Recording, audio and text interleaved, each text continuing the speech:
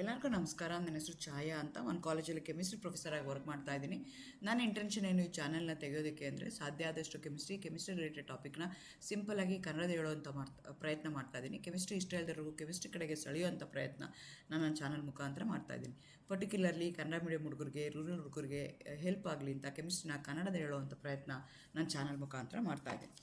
ಸದ್ಯಕ್ಕೆ ನೀವೇನಾದರೂ ರಾಣಿ ಚೆನ್ನಮ್ಮ ಯೂನಿವರ್ಸಿಟಿನಲ್ಲಿ ಓದ್ತಾ ಇದ್ದೀರಾ, SCP ಪ್ರಕಾರ 4th ಸೆಮ್ಮಲ್ಲಿ ಕೆಮಿಸ್ಟ್ರಿನ ಒನ್ ಆಫ್ ದಿ ಮೇಜರ್ ಸಬ್ಜೆಕ್ಟಾಗಿ ತೊಗೊಂಡಿದ್ದೀರಾ ಅಂತಂದರೆ ನಿಮ್ಗೆ ಆಲ್ರೆಡಿ ಗೊತ್ತಿರುತ್ತೆ. ಒಟ್ಟು 4 ಯೂನಿಟ್ ಇರುತ್ತೆ ಕೆಮಿಸ್ಟ್ರಿನಲ್ಲಿ. ಈಗ 4ನೇ ಯೂನಿಟಲ್ಲಿ ಸ್ಪೆಕ್ಟ್ರೋಸ್ಕೋಪಿ ಅಂತ ಬರುತ್ತೆ. ಸ್ಪೆಕ್ಟ್ರೋಸ್ಕೋಪಿನಲ್ಲಿ 2 ಸ್ಪೆಕ್ಟ್ರೋಸ್ಕೋಪಿ ಓದ್ತೀರಾ, ಒಂದು IR ಸ್ಪೆಕ್ಟ್ರೋಸ್ಕೋಪಿ, ಇನ್ನೊಂದು ಮಾಸ್ ಸ್ಪೆಕ್ಟ್ರೋಸ್ಕೋಪಿ. ಈಗ IR ಸ್ಪೆಕ್ಟ್ರೋಸ್ಕೋಪಿನಲ್ಲಿ ಇವತ್ತು ನಾನು 3ನೇ ವಿಡಿಯೋ ಅಪ್ಲೋಡ್ ಮಾಡ್ತಾ ಇರೋವಂಥದ್ದು. ಇವತ್ತಿನ ವಿಡಿಯೋದಲ್ಲಿ IR ಸ್ಪೆಕ್ಟ್ರೋಸ್ಕೋಪಿ ಯೂಸ್ ಮಾಡಿಕೊಂಡು ಸ್ಟ್ರೆಚಿಂಗ್ ಫ್ರೀಕ್ವೆನ್ಸಿ ಯಾವ್ಯಾವ ಮಾಲಿಕ್ಯುಲರ್ ಫಂಕ್ಷನಲ್ ಗ್ರೂಪ್ಗೆ, ಯಾವ್ಯಾವ ಮಾಲಿಕ್ಯೂಲ್ಸ್ಗೆ ಎಷ್ಟೆಷ್ಟು ಬರುತ್ತೆ, ಯಾಕೆ ಅಂತ ಆಲ್ರೆಡಿ ನಾನು ಹಿಂದಿಂದ 2 ವಿಡಿಯೋ ಅಪ್ಲೋಡ್ ಮಾಡಿದ್ದೀನಿ. ಮೊದಲನೇ ವಿಡಿಯೋದಲ್ಲಿ ಸ್ಪೆಕ್ಟ್ರೋಸ್ಕೋಪಿ ಅಂದರೆ ಏನು, IR ಸ್ಪೆಕ್ಟ್ರೋಸ್ಕೋಪಿದು ಪ್ರಿನ್ಸಿಪಲ್ ಏನು, ಅದನ್ನೆಲ್ಲ ಎಕ್ಸ್ಪ್ಲೇನ್ ಮಾಡಿದ್ದೀನಿ. 2ನೇ ವಿಡಿಯೋದಲ್ಲಿ ಸ್ಟ್ರೆಚಿಂಗ್ ಫ್ರೀಕ್ವೆನ್ಸಿ ಯಾವ್ಯಾವ್ದ್ರ ಮೇಲೆ ಡಿಪೆಂಡ್ ಆಗುತ್ತೆ. ಸೊ ಒಂದು ಮಾಲಿಕ್ಯೂಲ್ ಇದೆ ಅಂದರೆ all molecules cannot observe, all organic molecule cannot observe IR radiation.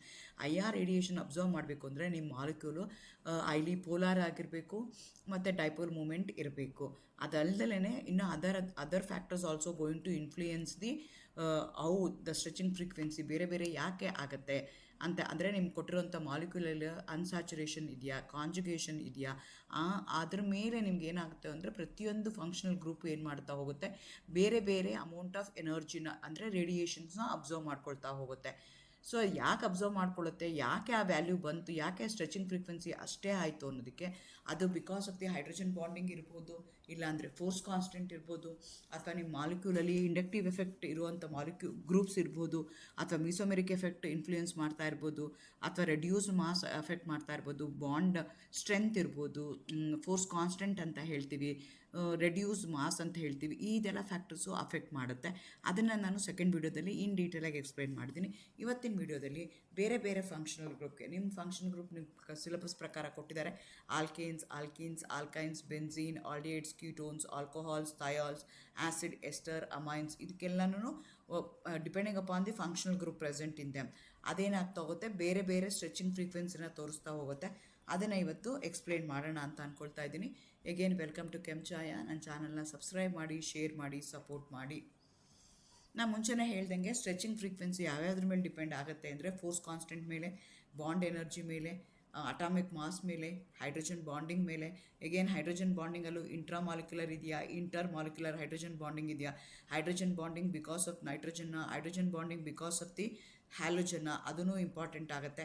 ಅದೇ ಥರ electronic effects like inductive effect, resonance ಎಫೆಕ್ಟೂ going to affect the IR spectrum ವ್ಯಾಲ್ಯೂಸ್ನ ಚೇಂಜ್ ಮಾಡ್ತಾ ಹೋಗುತ್ತೆ. ಸೊ IR ಸ್ಪೆಕ್ಟ್ರಮ್ ಗ್ರಾಫ್ನ ನಾವು ಯಾವ ಥರ, ಹೆಂಗೆ ನಿಮಗೆ UV ಸ್ಪೆಕ್ಟ್ರೋಸ್ಕೋಪಿ ಹೇಗಿರುತ್ತಲ್ಲ, UVನ ಆಲ್ರೆಡಿ ಓದಿದ್ದೀರಾ, ಅದಕ್ಕೆ ಎಕ್ಸಾಕ್ಟ್ಲಿ ರಿವರ್ಸ್ ಆಗಿ ನಿಮಗೆ ಕಾಣಿಸ್ಕೊಳ್ತಾ ಹೋಗುತ್ತೆ. Graph showing the transmission mode ಅಂತ ಹೇಳ್ತೀವಿ. The transmission versus frequency of wave numbers, ಇಲ್ಲಿ ವೇವ್ ನಂಬರ್ಸಲ್ಲಿ ಎಕ್ಸ್ಪ್ರೆಸ್ ಮಾಡ್ತೀವಿ. ಸೊ ನಿಮ್ಮದು ಗ್ರಾಫು ಈ ಥರ ಕಾಣಿಸ್ಕೊಳ್ತಾ ಹೋಗುತ್ತೆ. ಯಾವ ಥರ ಬೇಕಾದ್ರೂ ಎಕ್ಸ್ಪ್ರೆಸ್ ಮಾಡ್ಬೋದು, ಬಟ್ ಜನರಲಿ ನಾವೇನು ಮಾಡ್ತಾರೆ, ಈ ಥರ ಅವರು ಎಕ್ಸ್ಪ್ರೆಸ್ ಮಾಡ್ತಾರೆ. ಮುಂಚೆನೇ ನಾನು ಹೇಳ್ದಂಗೆ ಈ ಪ್ರತಿಯೊಂದು ಫಂಕ್ಷನಲ್ ಗ್ರೂಪ್, ಪ್ರತಿಯೊಂದು ಮಾಲಿಕ್ಯೂಲಲ್ಲೂ ಇರುವಂಥ ಪೊಲಾರಿಟಿ ಆಗಿರ್ಬೋದು, ಫೋರ್ಸ್ ಕಾನ್ಸ್ಟೆಂಟ್ ಆಗಿರ್ಬೋದು, ಹೈಡ್ರೋಜನ್ ಬಾಂಡಿಂಗ್ ಇರ್ಬೋದು, ಅಥವಾ ಎಲೆಕ್ಟ್ರಾನಿಕ್ ಎಫೆಕ್ಟ್ಸ್ ಇರ್ಬೋದು, that going to affect the stretching frequency ಅಥವಾ ವೇವ್ ನಂಬರ್ ಬೇರೆ ಬೇರೆ ಆಗೋದಕ್ಕೆ.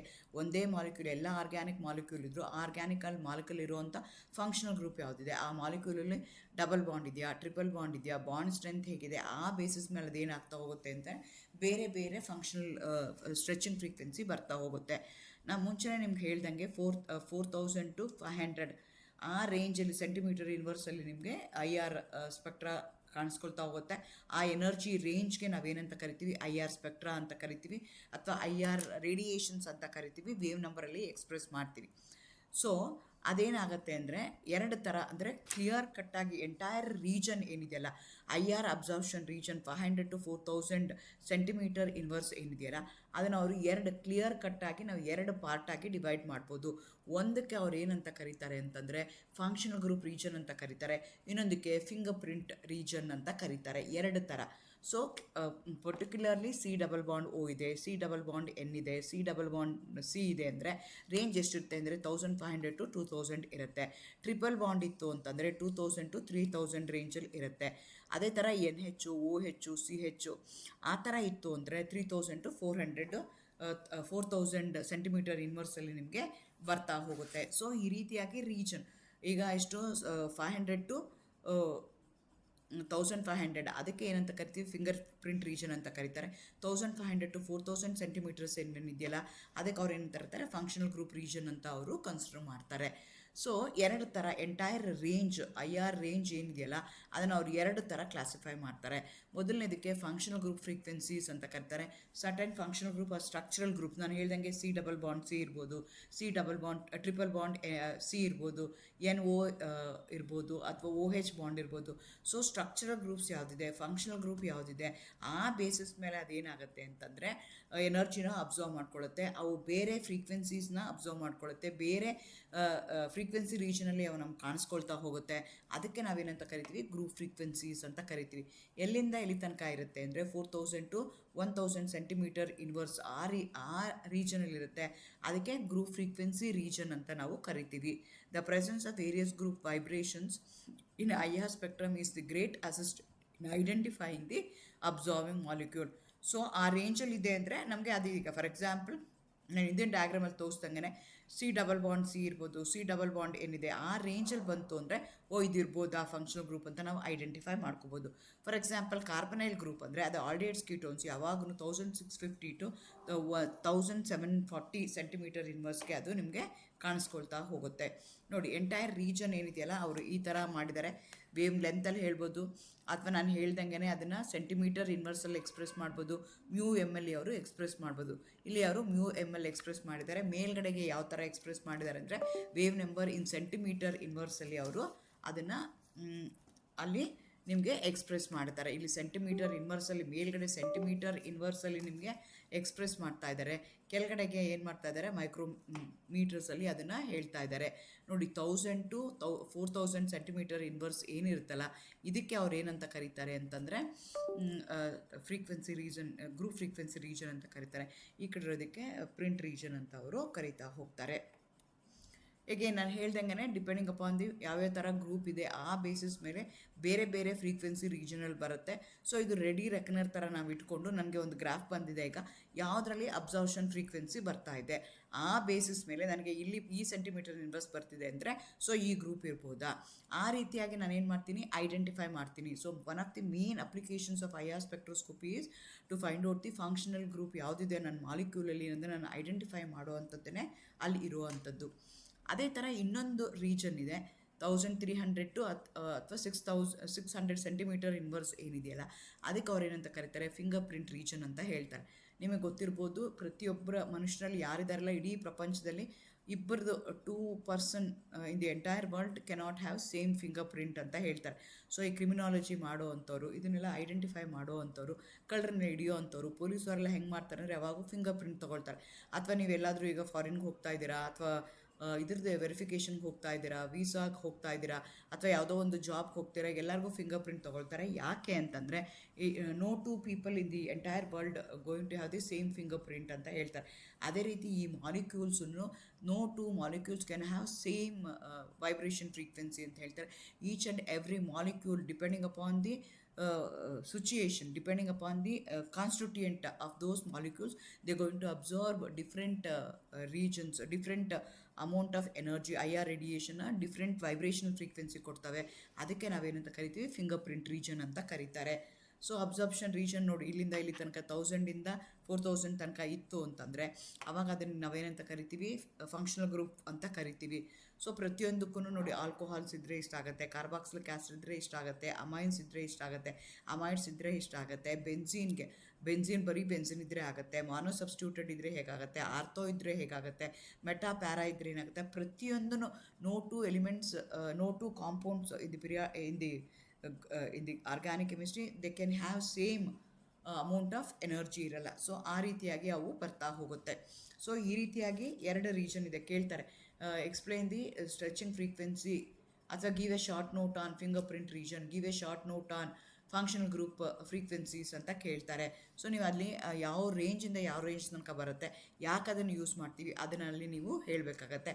ಇದನ್ನು ಅವರು 2 ಮಾರ್ಕ್ಸ್ ಕ್ವಶನ್ಗೆ ಕೇಳ್ತಾರೆ. Application of I R spectroscopy, ನಾನು ಮುಂಚೆನೇ ಹೇಳ್ದಂಗೆ ಐ ಆರ್ ಸ್ಪೆಕ್ಟ್ರೋಸ್ಕೋಪಿ ನನಗೆ ಏನು ಹೇಳುತ್ತೆ ಅಂದರೆ ಸ್ಟ್ರಕ್ಚರ್ ಹೇಳುತ್ತೆ, ಜಾಮೆಟ್ರಿ ಹೇಳುತ್ತೆ, ಬಾಂಡ್ ಲೆಂತ್ ಏನಿದೆ, ಬಾಂಡ್ ಆ್ಯಂಗಲ್ ಏನಿದೆ ಅದನ್ನೆಲ್ಲ ಹೇಳುತ್ತೆ. ಅದೇ ಥರ ನಿಮಗೆ ಯಾವ ಥರ ಕೇಳುತ್ತೆ ಅಂದರೆ ಕ್ವಾಂಟಿಟೇಟಿವ್ ಅನಾಲಿಸಿಸ್ ಸಿಂಪಲ್ಲಾಗಿ ಕೊಡುತ್ತೆ. ಅದೇ ಥರ ನನಗೆ ಸಾಯಿಲ್ ಟೆಸ್ಟ್ ಮಾಡಬೇಕಾದ್ರೂ ಇದನ್ನು ಐಡೆಂಟಿಫೈ ಮಾಡ್ತೀನಿ. ಟ್ರೇಸ್ ಗ್ಯಾಸಸ್ ಇದ್ದರೂ ಇದನ್ನು ಐಡೆಂಟಿಫೈ ಮಾಡೋದಕ್ಕೆ, ಹೈಡ್ರೋಜನ್ ಬಾಂಡ್ ಐಡೆಂಟಿಫೈ ಮಾಡೋದಕ್ಕೆ, ಇದೆಲ್ಲದಕ್ಕೂ ನಾನು ಇದನ್ನು ಯೂಸ್ ಮಾಡ್ತಾ ಹೋಗ್ತೀನಿ.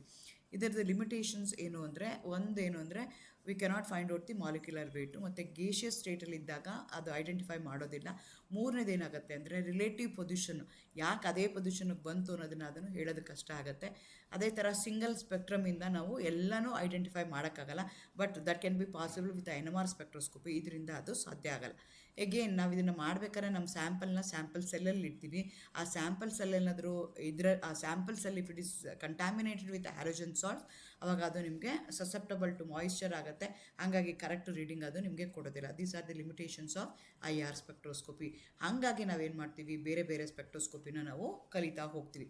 ಇಲ್ಲಿ ಚಿತ್ರ ಇದೆಯಲ್ಲ, ಈ ಥರ ಇಷ್ಟು ಕಾಂಪ್ಯಾಕ್ಟ್ ಆಗಿರುವಂಥದ್ದು ಸ್ಪೆಕ್ಟ್ರೋಫೋಟೋಮೀಟರ್ ಇರುತ್ತೆ.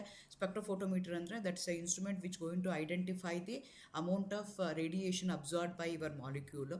ಸೊ ಇದು IR ಸ್ಪೆಕ್ಟ್ರೋಫೋಟೋಮೀಟರ್ ಈ ಥರ ಇರುತ್ತೆ. ಸೊ ಅದಕ್ಕೆ ಬೇರೆ ಬೇರೆ ಕಾನ್ಫಿಗರೇಷನ್ ಇರುತ್ತೆ.